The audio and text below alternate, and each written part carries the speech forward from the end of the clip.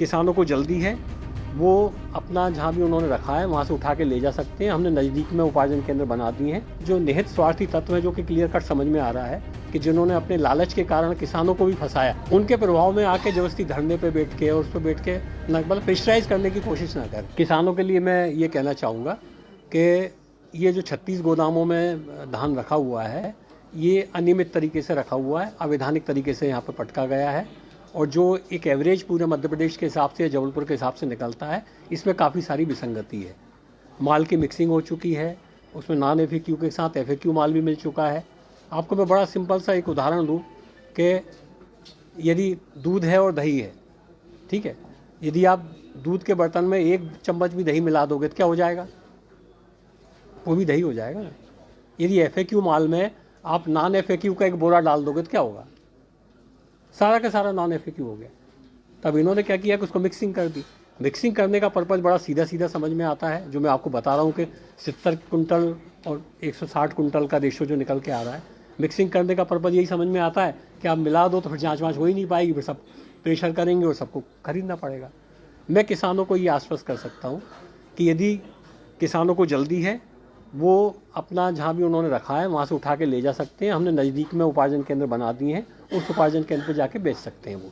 यदि इसके लिए किसी अन्य उपार्जन केंद्र की आवश्यकता होगी तो वो भी हम खोल देंगे वहाँ, उसमें कहीं कोई दिक्कत नहीं है।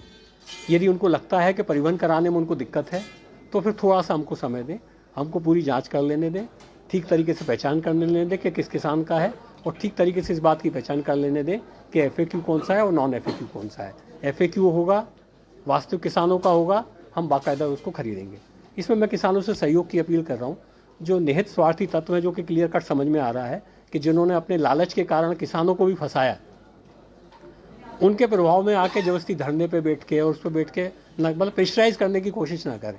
हम खुद कह रहे हैं कि हम आगे बढ़ के खरीदेंगे, और मैं आज जाऊँगा पाटन। आप कह रहे हैं पाटन धरने पर बैठे हैं लोग, मैं जाके बात करूँगा। मुझे लगता है लोगों को समझ में आएगी ये वाली बात कि इस तरीके से प्रेशर डेवलप करने से कुछ नहीं होगा। उनको भी सहयोग करना चाहिए, हम भी सहयोग करने के लिए तैयार हैं। मौके पे आकर किसान बता दें कि साहब ये मेरा माल है, FAQ है तो हम खरीद लेंगे, नॉन FAQ है तो उसको ठीक कर ले वो। अब मुझे नहीं लगता कि इसमें कोई दिक्कत होने की बात है।